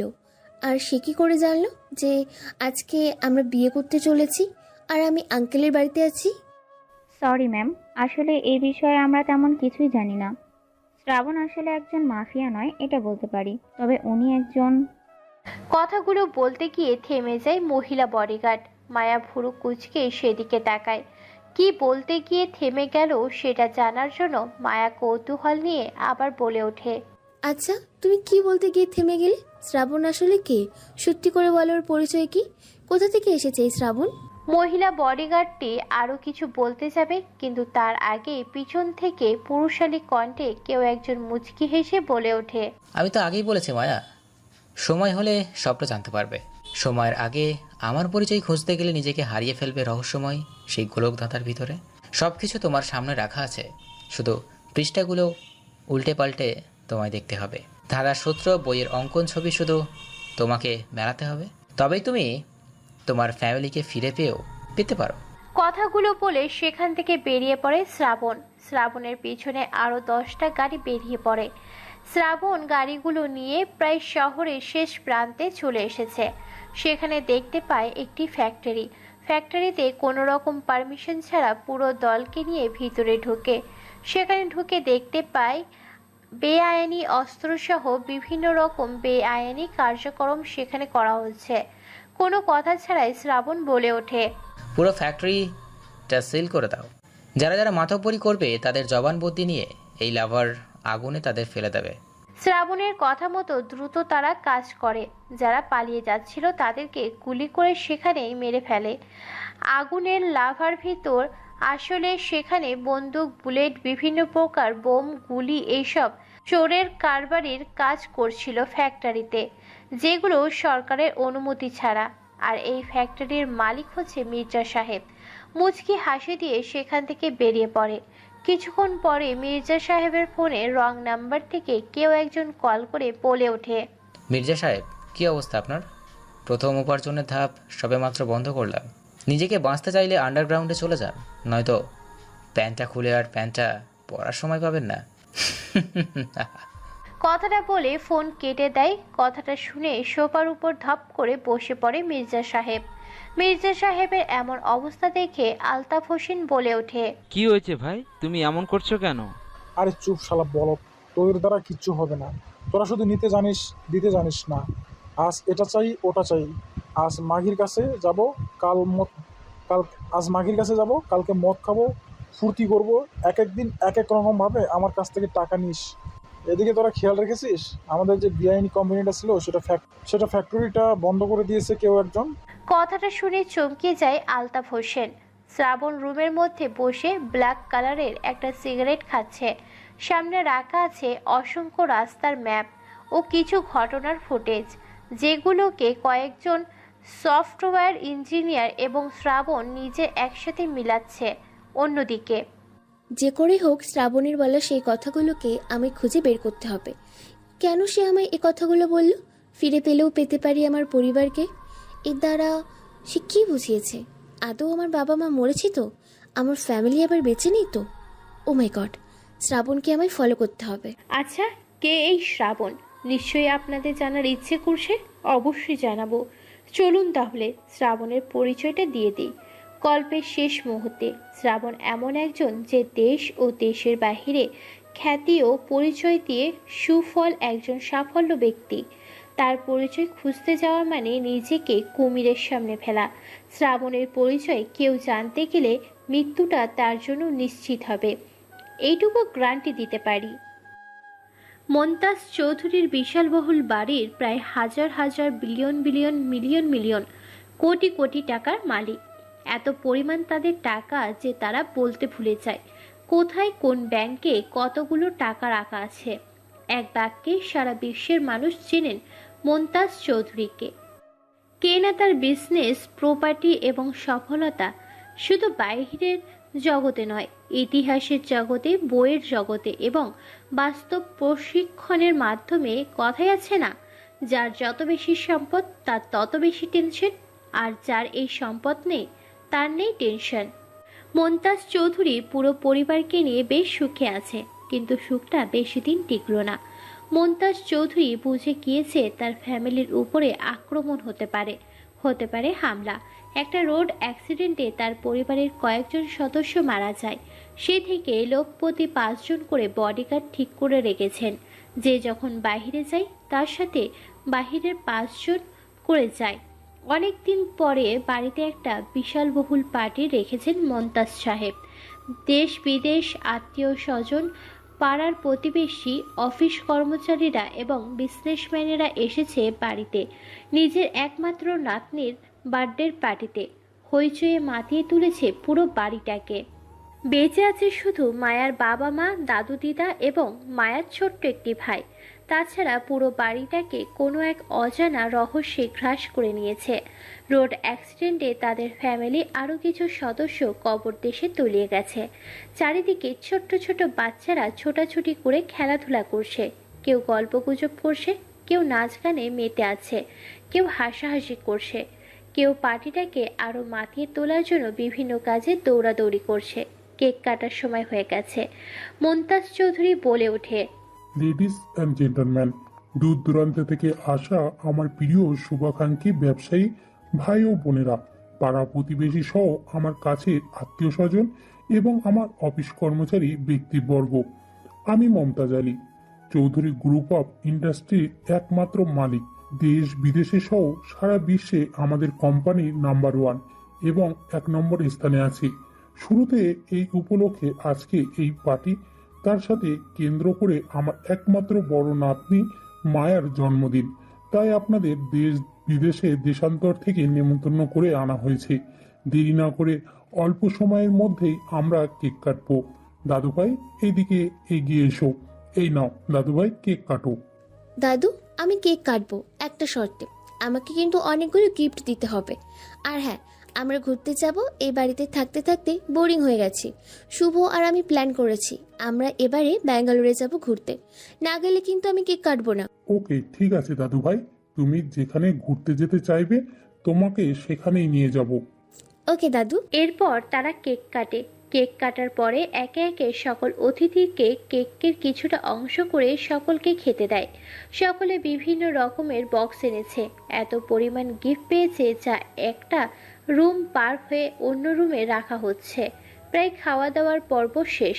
অতিথিরা নিজেদের গন্তব্যের উদ্দেশ্যে রওনা দেবে। সবেমাত্র ঠিক এমন সময় হঠাৎ করে 30 থেকে 35 জনের মতো কালো পোশাকধারী লোক এসে কোনো রকম কথা বা অ্যাকশন ছাড়াই অপারেশন চালু করে দেয়। প্রত্যেকজনের হাতে এক একটা করে স্নাইপার, এক একটা গরম বুলেটের, আর স্নাইপারের ভিতর থেকে বের হয়ে এসে ক্ষতবিক্ষত করে দিতে থাকে সকল মানুষকে। মুহূর্তের মধ্যে সেখানে দৌড়াদৌড়ি, ছুটোছুটি শুরু হয়ে যায়। কে কোন দিকে পালিয়ে যাচ্ছে দেখার সময় নেই। গরম বুলেটের গুলি এসে নিথর সরল সাদা সিধা মানুষগুলোর শরীরগুলোকে ক্ষতবিক্ষত করে দেয়। গুলি লাগার সাথে সাথে ফ্লোরে পড়েছে। মুহূর্তের মধ্যেই পুরো প্যান্ডেলটা যেন একটা লাশের শ্মশান ঘাট কিংবা লাশের কারখানায় পরিণত হয়। কয়েকটা বুলেট এসে লাগে মায়ার ছোট্ট ভাই আর তার মা বাবা শরীরে। নিথর দেহগুলো পড়ে আছে ফ্লোরের ওপরে। এগুলো দেখে মন্তাজ সাহেব বুকে হাত দেয়। তাকিয়ে দেখে তার নাতি অঝরে কাছে। নাতনিকে বাঁচানোর জন্য তার কাছে গিয়ে নাতনিকে নিয়ে সেখান থেকে পালিয়ে আসতে চেষ্টা করে। তখনই পিছন থেকে সব বডিগার্ডদের বস বডিগার্ড বুলেট বলে ওঠে, স্যার, আপনি মায়া ম্যামকে নিয়ে ওই পাশের গুপ্ত রাস্তা দিয়ে যেতে ধরেন, একদম গোপন আস্থানায় চলে যেতে পারবেন। আমি বাকিটা দেখছি। চারিদিকে গুলি ছড়াছড়ি হচ্ছে। হঠাৎ করে ঘটে যাওয়া ঘটনাতে মমতাজ চৌধুরীর বডিগার্ডগুলো পেরে ওঠে না। মরতে মরতে প্রায় সকলকে মেরে ফেলেছে। তখনই পেছন থেকে হঠাৎ করে একজন গুলি করে মমতাজ সাহেবকে বাঁচাতে গিয়ে গুলি খায় বডিগার্ডের লিডার বুলেট। হঠাৎ করে এমন হওয়াতে বুলেট মমতাজ সাহেবের 2 হাত জড়িয়ে ধরে কাঁদো কাঁদো গলায় বলে ওঠে, স্যার, আমাকে মাফ করে দেবেন। আমি আপনাদের রক্ষা করতে পারিনি। আমি আমার দায়িত্বটা পালন করতে পারিনি। অজানা শত্রুরা খুবই ভয়ঙ্কর। আমার মতে এগুলো আপনাদের খুব পরিচিত শত্রু, যারা আপনাদের বাড়িতে খুব সহজে প্রবেশ করেছে। কেননা মেন গেটের দায়িত্বে আমি ছিলাম। আপনারা যাদের ইনভাইট করেছেন তাদের কার্ড দেখে আমি ভেতরে প্রবেশ করতে দিয়েছি এবং বাইরে থেকে গেট বন্ধ করে দিয়েছি। এছাড়াও আপনাদের নেমন্তন্ন করা মানুষগুলোর ভেতর থেকে আপনাদের এই অজানা পরিচিত শত্রুগুলো। তোমাদের সেখানেই নিয়ে যাব। দেখো বুলেট, তোমার কোনো কিছু হতে দিব না আমি। নিজের চোখ দুটো খুলে রাখো। তোমাকে আমি হসপিটালে নিয়ে যাচ্ছি। স্যার, আমার কথা বাদ দেন। আমার ছেলে শ্রাবণ, যাকে আপনি বিদেশে পাঠিয়েছিলেন, তাকে নিয়ে আসেন। সেই আপনাদের সকল রকম বিপদ থেকে আল্লাহর রহমতে রক্ষা করবে। সে যেমন শক্তিশালী তেমনি প্রখর বুদ্ধিমত্তার অধিকারী। দেখতে যতটা ভয়ঙ্কর ততটাই হিংস্র। সেই খুঁজে বের করতে পারবে এই অজানা রহস্যময় খুনিদের। আর শেষ কথাটা বলতে পারে না বডিগার্ড বুলেট। তার আগে হয়ে যায় কবর দেশে স্থায়ী বাসিন্দা। গোলাগুলির মধ্যবর্তী সময়ে সবার চোখের আড়ালে মোন্তাজ সাহেব তার নাতনি মেয়েকে নিয়ে সেই গোপন রাস্তা ধরে গোপন গন্তব্যের উদ্দেশ্যে পৌঁছে যায়। এতদিন এই গোপন আস্তানার সন্ধানে কেউ জানত না, শুধু জানত বুলেট এবং মোন্তাজ সাহেব। ভীষণ রকমের ভয় পেয়ে আছে মায়া। মায়া অলরেডি জ্ঞান হারিয়ে ফেলেছে। এরই মধ্যে মোন্তাজ সাহেব নিজের পকেট থেকে ফোন বের করে কল করে অজানা নাম্বারে। ফোনটা রিসিভ করতেই মোন্তাজ বলে ওঠে, হ্যালো শ্রাবণ, কোথায় তুমি? দ্রুত বিদেশ থেকে দেশের উদ্দেশ্যে রওনা দাও, সোজা আমার বাড়িতে। খুব প্রয়োজন তোমার এই মুহূর্তে আমাকে। পুরো বাড়ি আমার শ্মশান ঘাট লাগিয়ে দিয়েছে অজানা কিছু মাফিয়া খুনি। তোমার বাবা ও মারা গেছে আমাদের রক্ষা করতে গিয়ে। নিজের বাবার খুনের প্রতিশোধের সাথে তোমার বাবার দায়িত্বকে রক্ষা করতে তোমাকে দেশে ফিরতে হবে। কি বলো দাদু? হঠাৎ করে আক্রমণ, তাও আবার আমার বাবা মারা গেছে? তুমি যেখানে আছো সেখানেই থাকো। আর হ্যাঁ, কলটা কাটার প্রয়োজন নেই, আমি রওনা দিচ্ছি। কলটা না কেটে সেইভাবেই রেখে দেয়। আর শ্রাবণ বিদেশের মাটি থেকে দেশের উদ্দেশ্যে রওনা দেয়। প্রায় বিদেশের মাটি থেকে 18টা হেলিকপ্টার আকাশের উপরে উড়াল দিয়েছে। প্রায় ঘন্টা তিনেকের মধ্যে 18টি হেলিকপ্টার ল্যান্ড করে বাংলাদেশের মাটিতে। সেখান থেকে প্রায় 45টারও বেশি কালো ব্ল্যাক কালারের রোলস রেলস কার সেখানে উপস্থিত হয়ে যায়, যার বর্তমানেদের একটা করে মূল্য 6 থেকে 10 কোটি টাকার মধ্যে। শ্রাবণ বলে ওঠে, দাদু, আমি চলে এসেছি দেশের বাড়িতে। তোমরা তোমাদের গোপন আস্থানা থেকে এখন বের হতে পারো। এতক্ষণের সমস্ত বাড়ি ফাঁকা আছে। যেমন কেউ বেঁচে নেই, তেমনই সেই অজানা খুনিরাও তাদের নিজেদের জীবন নিয়ে চলে গেছে। তোমরা বের হতে হতে আমি পৌঁছে যাব তোমাদের বাড়িতে। কথাগুলো বলে ফোন কেটে দেয়। তারপর ড্রাইভারকে বলে মোন্তাজ চৌধুরীর বাড়ির উদ্দেশ্যে রওনা দেয়। গাড়িগুলোকে নিয়ে মাত্র কয়েক মিনিটের মধ্যে বাড়িতে 35 থেকে 45টারও বেশি গাড়ি প্রবেশ করে রোলস রেলস। ঘরের ভিতর থেকে বের হয়ে এসে দেখা করে মোন্তাজ সাহেব। সাথে পুরো বাড়িটা লাল রক্তে ছেয়ে গেছে। রক্তর ফোঁটাগুলো এখনও তাজা হয়ে এদিক ওদিক সাগরের পানির মতো ঢেউ খাচ্ছে। মোন্তাজ সাহেব শ্রাবণকে দেখার সাথে সাথে জড়িয়ে ধরে কান্নায় ভাঙা কণ্ঠে বলে ওঠে, দাদু, তুমি এসেছো? দেখো এ কি পরিণত করেছে আমার বাড়ি। আমার সন্দেহ হচ্ছে এসব আমার ছেলের বন্ধু মির্জা আর আলতাফ হোসেনের কাজ। কেননা তার চাল চলন কথাবার্তা শুরু থেকেই আমার ভালো লাগতো না। নো টেনশন দাদু, আমি চলে এসেছি। তোমাদের কোনো শরীর থেকে আর একটা রক্তের ফোঁটাও আমি পড়তে দিব না। তাই যেন হয় দাদু। একমাত্র তুমিই এখন বেঁচে আছো যে এই পুরো বাড়িকে দেখভাল করতে পারো। তারপর কোনো কথা ছাড়াই শ্রাবণ তাদেরকে নিয়ে একটা বাড়ির ভিতরে প্রবেশ করে। বাড়ির তলে আবার বাড়ি, মানে একটা রহস্যময় গোলক ধাঁধা। এই রহস্যময় গোলক ধাঁধাটা তৈরি করতে প্রায় 250,000 কোটি টাকা খরচ করেছে মোন্তাজ সাহেব। এই গুপ্ত আস্তানাটা কেউ জানতো না, শুধু জানতো তার বিশ্বস্ত কিছু মানুষ। বলতে ভুলে গেছি, শ্রাবণ দেখতে কেমন, চলুন শুনে আসি তাহলে। শ্রাবণ দেখতে ভীষণ রকমের ভয়ঙ্কর এক মানুষ। চোখগুলো লাল রক্তবর্ণের কালার, দেখতে গরুর মতো বড় বড়, উজ্জ্বল ফর্সা গায়ের রং, চুলগুলো সিল্কি সিল্কি স্টাইলিশ করে উপর দিয়ে আছড়ে নেওয়া। দেখতে দেখতে কেমন যেন বিদেশিদের মতো। এখনো জ্ঞান হারিয়ে কোলের উপরে বসে আছে মায়া। প্রথম দেখায় শ্রাবণ বেশ ভালো লেগে যায় মায়াকে। দুজনকেই বেশ মানিয়েছে, যাকে বলে খাপে খাপ। বাংলা কথায় মোন্তাজের বাপ। নয়ন ভরা আকর্ষণীয় দৃষ্টিতে তাকিয়ে আছে শ্রাবণ মায়ার দিকে।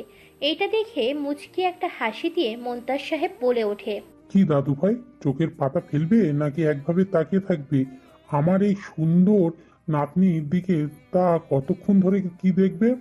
কথা শুনে বেশ খানিকটা লজ্জা পায় শ্রাবণ।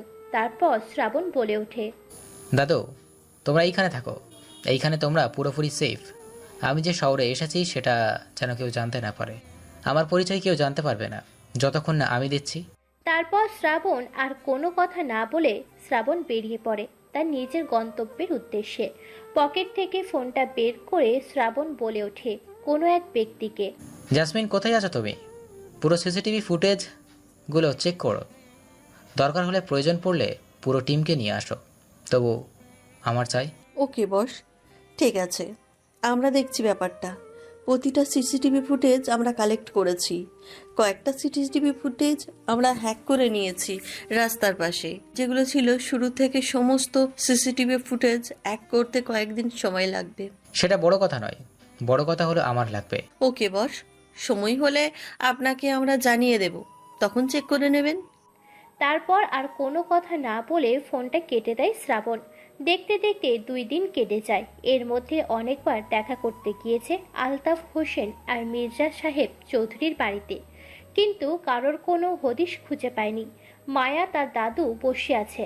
এমন সময় বলে ওঠে দাদু, মায়া দাদু ভাই, আমি কোন দিন মরে যাব বলা যাবে, আমার শেষ একটা কথা রাখবে? বলো দাদু, আমি তোমার সব কথা রাখতে রাজি। এখন তো শুধু তুমি আমার বেঁচে আছো, আমি তোমাকে হারাতে চাই না। আমি তোমার বিয়ে ঠিক করেছি দাদু। ছেলেটা বিদেশে থাকে, দেখতে শুনতে অনেক ভালো। তুমি কিন্তু না করতে পারবে না। কিন্তু দাদু, আমি তো এখন বিয়ে করতে চাই না। তুমি এটা কি করে করতে পারো দাদু? আমি এখন কোনো মতেই বিয়ে করব না। তুমি কিন্তু দাদু ভাই আমাকে কথা দিয়েছো। তাছাড়া আমি কোন দিন মরে যাব বলা যাবে না। তাই তোমাকে কোনো যোগ্য ছেলের হাতে তুলে দিতে পারলে আমি বেঁচে যাই। আমি আর কোনো কথা শুনতে চাই না। আজকেই তোমার বিয়ে। কথা শেষ করার আগে কাজী শ্রাবণ সহ উপস্থিত হয়। রুমের ভিতরে বিয়ে পড়া প্রায় শেষের দিকে। শ্রাবণ 3 বার কবুল বলেছে।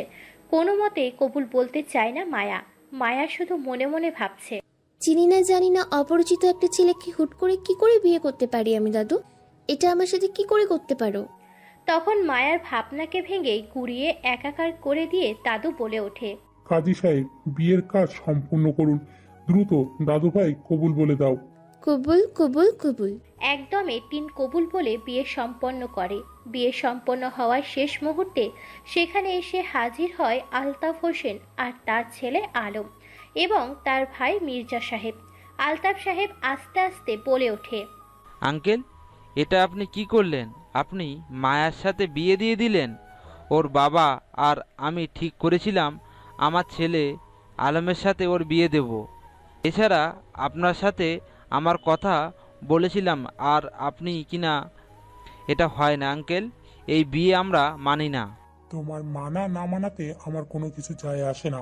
আমার নাতি, আমার বাড়ি, আমি কাকে কোথায় কোন সময় বিয়ে দেব সেটা কি তোমার কাছ থেকে ঠিক করব? তুমি নিমন্ত্রণ পেয়েছো, নিমন্ত্রণ খেয়ে নিজের রাস্তা মাপো। আঙ্কেল, আপনি কিন্তু আমাকে অপমান করছেন। মা বাবা মারা মেয়েটাকে এত তাড়াতাড়ি বিয়ে দেওয়া দরকার কি ছিল?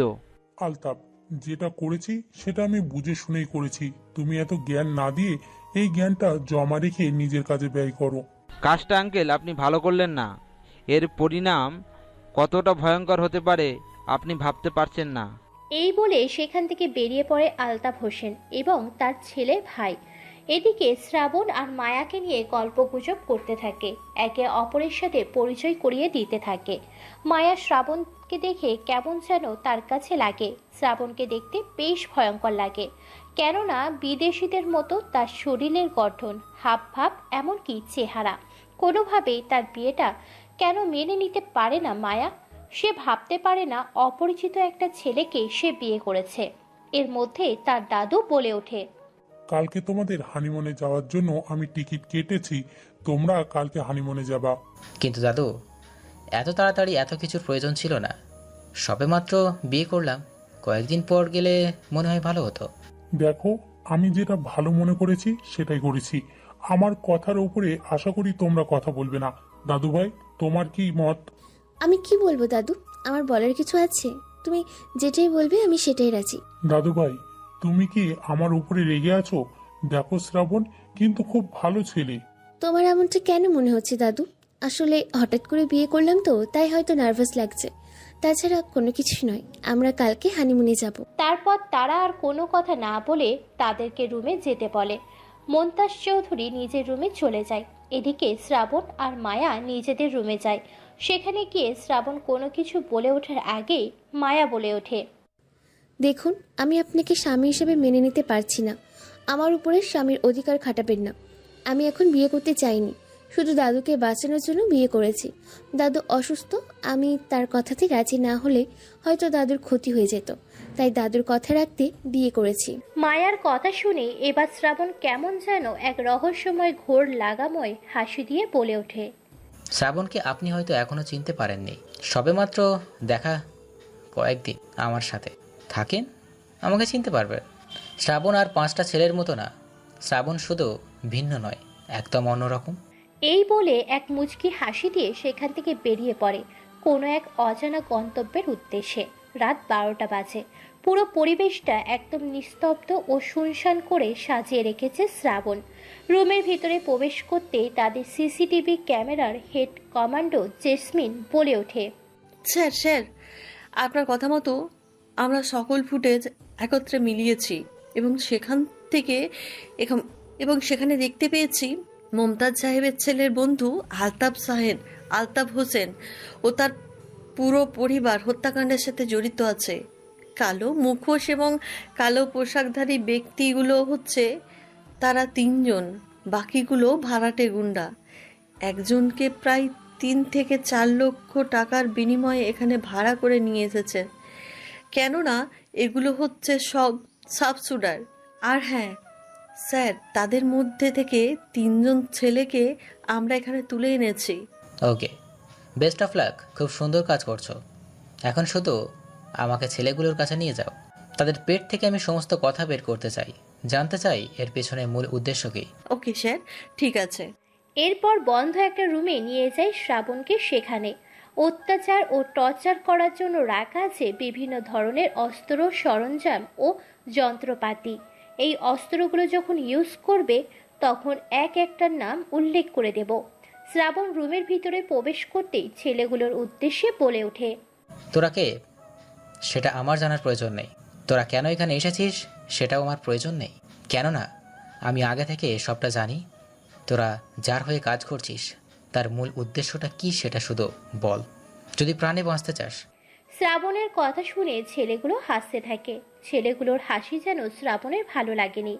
হাসতে হাসতে একটি ছেলে বলে ওঠে, তুই কি ভেবেছিস তুই বলবি আর আমরা সব বলে দেব? সেটা কোনোদিনই সম্ভব নয়। আমাদেরও 5 লক্ষ টাকার বিনিময়ে হায়ার করে এনেছিল গণহত্যা চালানোর জন্য। সেটা করে দিয়েছি, কিন্তু তুই ভুল করলি। আমাদের তুলে এনে নিজের মৃত্যুকে নিজে ডেকে আনলি তুই। কে কার মৃত্যু ডেকে আনছে সেটা না হয় কিছুক্ষণ পর টের পাবি। এখন বল, তোর বসের উদ্দেশ্য কী ছিল? বলবো না তোকে। তোর কি করার আছে কর, দেখি তোর কত সাহস। যা, তুই মারবি তো আমাদের মার, দেখি কত আমাদের অত্যাচার করতে পারিস। এই বলে ছেলেগুলো হাসতে থাকে। শ্রাবণ আর কোনো কথা না শুনে পাশে রাখা একটা লোহার শিক দিয়ে তৈরি করা ঘোচা দিয়ে মারে এক কোপ। পায়ের মধ্যে আঙ্গুলের মধ্যে পায়ের তালু ভেদ করে এফোর ওফোর হয়ে যায়। সেই লোহার শিক দিয়ে তৈরি করা ঘোষটা আবার সেটাকে বের করে নিয়ে আসে। লোহার শিকগুলোর সাথে সাথে পায়ের মাংসগুলো বের করে নিয়ে আসে সেই ঘোষটা। হাতের ইশারা দিয়ে একটা ভাঙা কাচের বোতল আগুনে পুড়িয়ে সেটাকে লালে পরিণত করে। তারপর সেই কাচের টুকরোটা দিয়ে ছেলেটার 2 ঠোঁট কেটে ফেলে, সাথে 2 কানের, তারপর লজ্জা স্থান, একসাথে 3 জনের। তারপর সে 3টে ছেলেকে দুধের সাগরে চুবিয়ে সেখান থেকে তুলে নেওয়া হয়। তারপর একটা মোটা লোহার খাঁচায় 8 জায়গায় বন্দি করা হয়। সেখানে ছেড়ে দেওয়া হয় বিষাক্ত ধরনের সেই সাপগুলোকে। তাদের মধ্যে আছে রাসেল ভাইপার, আছে কিং কোবরা, আছে শাল গ্রহমা, কাল গহনা, লাল গহনা এবং দুধ গহমা। এক একটা সাপ এক এক রকমের বিষাক্ত। তারপর সেখানে ছেড়ে দেয় বিচ্ছু এবং মানুষের ভয়ঙ্কর খেলায় মেতে ওঠে সকলে মিলে। সেগুলো আবার ভিডিও করতে থাকে নেট দুনিয়ায় ছেড়ে দেবে বলে। ছেলেগুলোর চিৎকার ও আর্তনাদ এবং সাপ আর বিচ্ছুর খেলায় মেতে ওঠে পরিবেশটা। হো হো করে হাসতে থাকে সকলে মিলে, মজায় মেতে ওঠে তারা সকলে মিলে। সাপের এক একটা দংশনে ছেলেগুলো চিৎকার করছে। তাদের এরকম অস্থির খেলায় মেতে ওঠে শ্রাবণ সহ সকলে। শ্রাবণ বলে ওঠে, এগুলো সব ভিডিও করে রাখে দাও, আমার স্ত্রী মায়া চৌধুরীকে এইসব দেখাবো। কয়েকদিনের ভিতর সমস্ত অপরাধীকে আমি জেলখানার 4 দেওয়ালের ভিতরে দেখতে চাই। Okay sir. শ্রাবণ রাতে চলে আসে বাড়িতে, তারপর মায়ার পাশে ঘুমিয়ে যায়। সকালে মায়া ঘুম থেকে উঠে দেখতে পায় শ্রাবণ তাকে জড়িয়ে ধরেছে। এটা দেখে মায়া এক চিৎকার মারে। শ্রাবণ চিৎকার শুনে বলে ওঠে, জাস্ট জড়িয়ে ধরেছি, তোমাকে কিস তো আর করিনি যে এত জোরে চিৎকার করলে। Just shut up. কিস কেন? আমি আপনাকে জড়িয়ে ধরতে দিব না। তোমার সাহস হয় কি করে আমাকে জড়িয়ে ধরে? ধুর, বালের আর ভাল লাগে না। কেউ আর কোনো কথা বলে না। শ্রাবণ ফ্রেশ হওয়ার জন্য বাথরুমে যায়। শ্রাবণ ফ্রেশ হয়ে রেডি হয়ে নেয়। এর মধ্যে মায়া গিয়ে গোসল করে বাথরুম থেকে বের হয়। মায়া শুধু শরীরে একটা টাওয়াল পেঁচিয়ে রুমের মধ্যে আসে।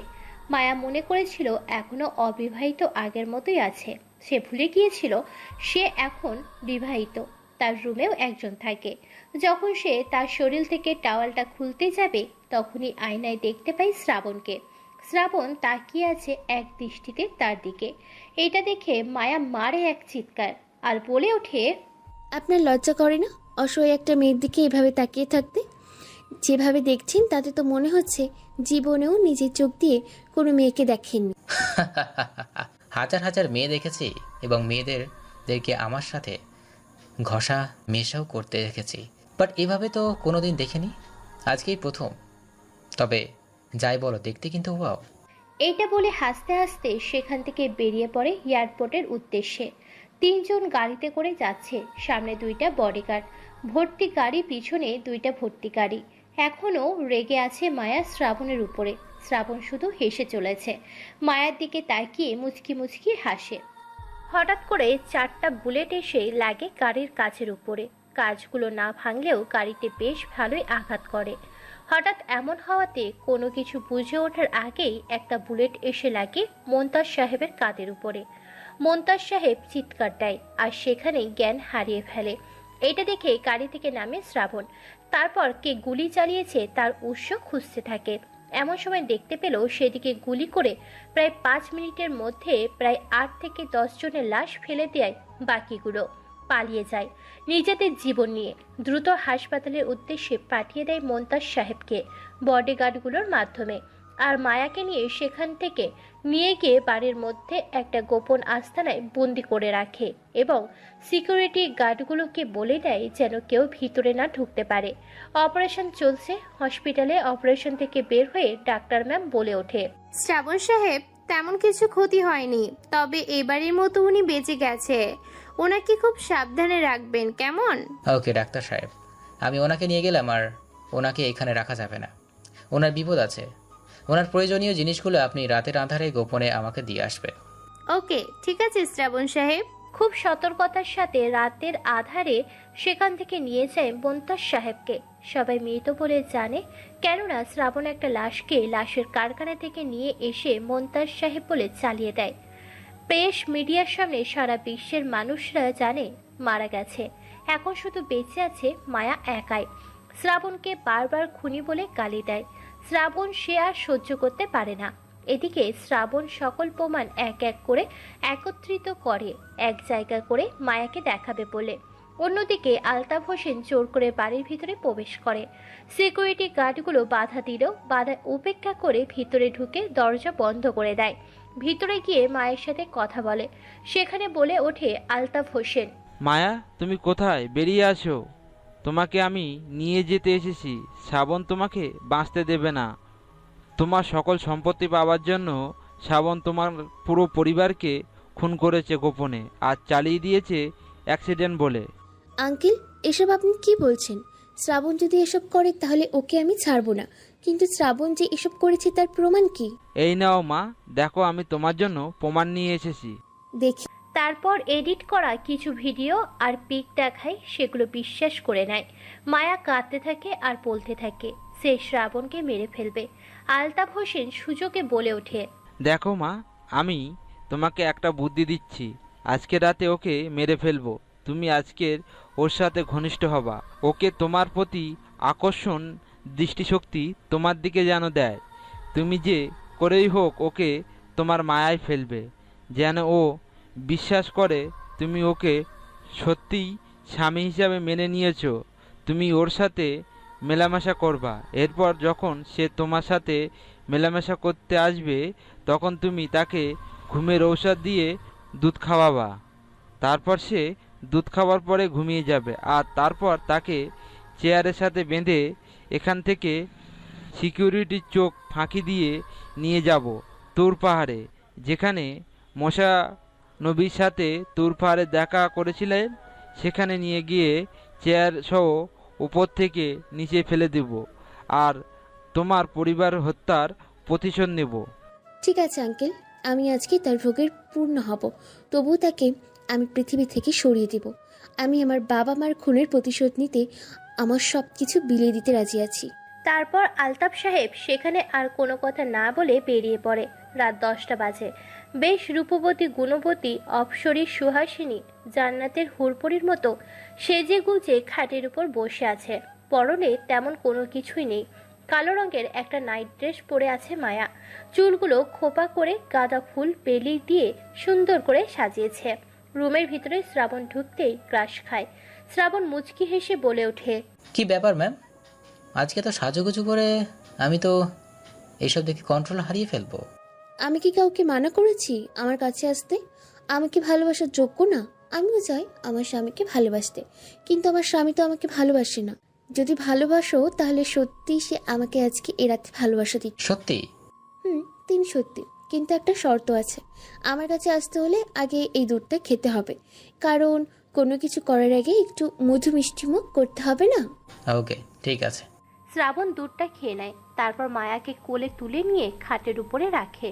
তারপর মায়ার 2 ঠোঁট ধরে চুমু খেতে থাকে, সারা শরীরে চুমু দিতে থাকে, ধীরে ধীরে নিচে নামতে থাকে।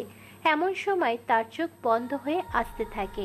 এক পর্যায়ে শ্রাবণ ঘুমিয়ে যায়। এর মধ্যে মায়া আলতাফ হোসেনকে ফোন করে। সমস্ত সিকিউরিটি গার্ড তখন ঘুমাচ্ছে।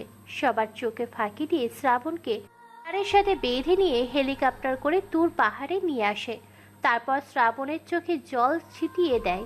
শ্রাবণ মিটিমিটি করে চোখ খুলে নিজেকে আবিষ্কার করে খোলা আকাশের নিচে।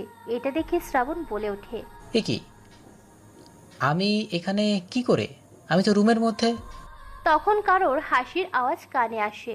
মায়া, আলতাফ হোসেন, মীর জাফরের সাথে আলম হাসতে থাকে। মায়া বলে ওঠে, কিরে, কেমন দিলাম তোকে? তোর সাথে কেমন গেম খেললাম? তুই আমাকে ভোগ করবি? আমার পুরো পরিবারকে মেরে ফেলে আমার সাথে সুখে সংসার করবি? আমার পুরো সম্পত্তিকে তুই ভোগ করবি? এটা তুই ভাবলি কি করে? মায়া, ওর কোনো কথা শোনার প্রয়োজন নেই। ওর মুখে টেপ মেরে দাও। শুধু আমরা বলবো আর এখান থেকে ফেলে দেব। বেশি সময় নেই, দ্রুত করো। অমল, তুমি ওর মুখে একটা ট্যাপ মেরে দাও। ওকে এখান থেকে ফেলে দেবো। শালা জানোয়ারটা আমার পরিবারকে মেরেছে আমার আদরের দাদুকে। আমার সম্পত্তি ভোগ করতে এসেছিল। আজকের ওকে বুঝিয়ে দিব মায়া মামনি, ওর সাহস হয় কি করে তোমার মতন একটা স্মার্ট মেয়েকে বিয়ে করার? কি অধিকার আছে? ওর তো কিছুই নেই। পরনের কাপড়টাও আমার মনে হয় তোমার দাদুর দেওয়া। আমি ওর মুখটাও দেখতে চাই না। ওকে ফেলে দাও পাহাড়ের উপর থেকে। শ্রাবণ বলার জন্য ছটফট করছে, কিন্তু মুখে টেপ লাগানোর কারণে বলতে পারে না। চেয়ারের সাথে হাত পাগুলো বেঁধে দেওয়া হয়েছে। মির্জা আর আলম দুজন মিলে চেয়ারটা পাহাড়ের উপর থেকে ফেলে দেয়। কয়েক হাজার ফিট উপর থেকে চেয়ারটা পড়তে থাকে। সবাই উপর থেকে হাসতে থাকে। সকলের হাসির আওয়াজ তার কানে আসে। শ্রাবণ বুঝে গিয়েছে মৃত্যু তার নিশ্চিত। সে ভাবতে পারেনি এতটা বিশ্বাসঘাতক করবে মায়া তার সাথে। তার পরিবারকে বাঁচাতে এসে শ্রাবণ নিজে তার পরিবারের হাতে মরতে বসেছে। অন্যদিকে শ্রাবণ মরে গিয়েছে ভেবে সবাই হেলিকপ্টার করে আবার রওনা দেয় মায়াদের বাড়ির উদ্দেশ্যে। এদিকে পাহাড়ের একটা পাথরে আটকে যায় চেয়ারটা। কোনো রকম আঘাত লাগেনি শ্রাবণে। শ্রাবণ বেঁচে আছে, শুক্রিয়া করে আল্লাহর নামে। শ্রাবণকে খুঁজে পাওয়া যাচ্ছে না দেখে তার পুরো সিকিউরিটি টিম তাকে খুঁজতে থাকে। শ্রাবণ আসলে একজন গোয়েন্দা বিভাগের গোয়েন্দা অফিসার, তাই দ্রুত টেকনোলজি ইউজ করে খুব সহজে শ্রাবণকে খুঁজে বের করে তার পুরো টিম। শ্রাবণকে হেলিকপ্টারের মাধ্যমে সে পাহাড় থেকে উদ্ধার করে নিয়ে আসে। মাথায় চোট পাওয়ার কারণে প্রায় অনেকদিন অসুস্থ ছিল। গোপনে তার দাদুর সাথে দেখা করত, কিন্তু গত 1 বছরে নিজের আত্মপ্রকাশ করে। যখন শুনতে পায় মায়াকে ভুলিয়ে ভালিয়ে আলতাফ হোসেন তার ছেলে আলমের সাথে বিয়ে দিচ্ছেন, তখন শ্রাবণ সবার সামনে চলে আসলো। এই ছিল অতীতের ঘটনা ঘটে যাওয়া। বর্তমানে শ্রাবণ সবকিছু রেডি করেছে মায়াকে দেখাবে বলে। মায়ার রুমের মধ্যে কান্না করছে। মায়া শ্রাবণের আসল পরিচয়টা খুঁজে বের করবে বলে শ্রাবণের সাথে থাকতে চায়। শ্রাবণের সকল কাজকে সে ফলো করতে চায়। শ্রাবণ বাইরে বসে আছে, সাথে মায়া হঠাৎ কোথা থেকে যেন পুলিশ নিয়ে আসে আর বলে ওঠে, স্যার স্যার, এ হচ্ছে শ্রাবণ। এ আমার মেয়ে, মানে আমার বন্ধুর মেয়ে মায়াকে জোর করে বিয়ে করেছে।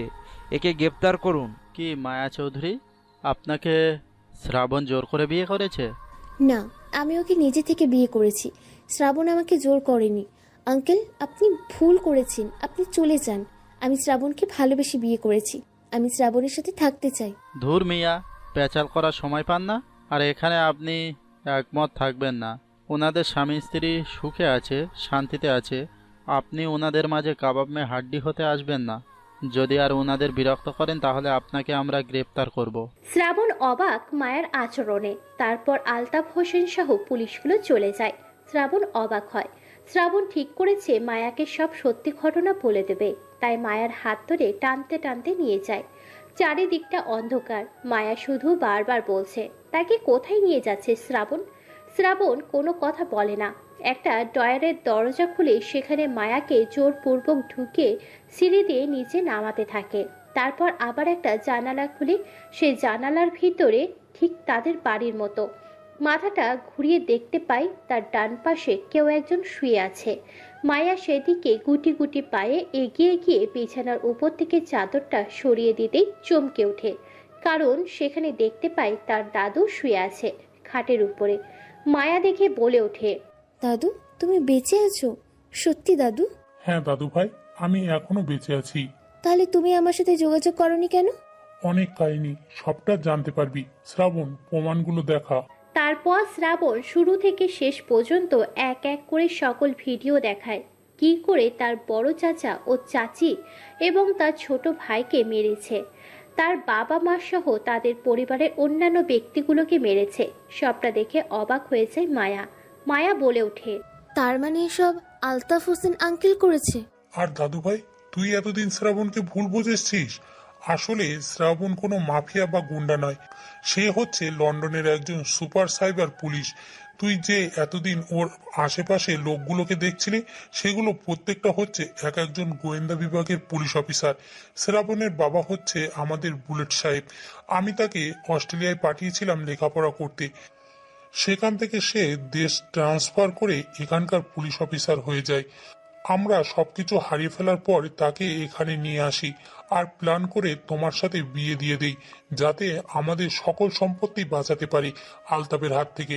দাদু, সময় এসে গেছে তার পুরো ফ্যামিলিকে ধরার। চারিদিকে আমার পুরো 400 পুলিশ ফোর্স রেডি করা আছে। আজকে তাদেরকে গ্রেপ্তার করে নিয়ে যাব লন্ডনের মাটিতে। ওকে, ঠিক আছে দাদু ভাই, আজকে এই চোর পুলিশের খেলাটা এখানেই শেষ করতে হবে। তাদেরকে অলরেডি আমার পুলিশ গ্রেপ্তার করেছে। লন্ডন থেকে তাদের গুলি করে হত্যা করার পারমিশনও দিয়েছে। যদি তারা আমাদের উপরে হামলা করে এবং তাদেরকে জীবিত অবস্থায় লন্ডনে নিয়ে ফাঁসির কার্যকলায় ঝোলানো হবে। মায়া তার দাদুসহ গাড়ি নিয়ে রওনা দেয়। তারা 3 জন মিলে 2 জনের মধ্যে সেখানে পৌঁছে যায়। গাড়ির ভিতর থেকে সর্বপ্রথম শ্রাবণ আর মায়া নামে, তারপর মোন্তাজ সাহেব নামে। 3 জনকে দেখে তারা 3 জন চমকে উঠল। আলতাফ বলে ওঠে, তোমরা সবাই বেঁচে আছো? তার মানে তোমরা সব কিছু প্ল্যান করে এখানে এসেছো? জানোয়ার, তোর সাহস কি করা হয় আমার পরিবারের দিকে হাত বাড়ানোর? আজকে তোর হাত কেটে নেব। তুই আমাকে এতদিন ভুল বুঝিয়েছিস আমার স্বামীর বিরুদ্ধে। আমি আমার স্বামীকে ভুল বুঝেছি, আমার দাদুকে বিশ্বাসঘাতক মনে করেছি। তোকে আজকে মেরে ফেলবো। এই বলে তাদেরকে কয়েকটা চড় মারে। জুতা নিয়ে মারতে মারতে গলা মুখ ফাটিয়ে ফেলেছে। নাক দিয়ে গড়গড় করে রক্ত পড়ছে। এরপর মার্ডার কেস হবে বলে সেখান থেকে জোরপূর্বক মায়াকে সরিয়ে নেয়। মায়া শ্রাবণকে জড়িয়ে ধরে। শ্রাবণ বলে দেয়, ওদের শিকড় দিয়ে 3 জনকে 3টা হেলিকপ্টারের নিচে ফেলে দিয়ে উল্টো করে ঝুলিয়ে নিয়ে যাওয়ার লন্ডনের দেশে। সেখানে তাদের ফাঁসি দেওয়া হবে।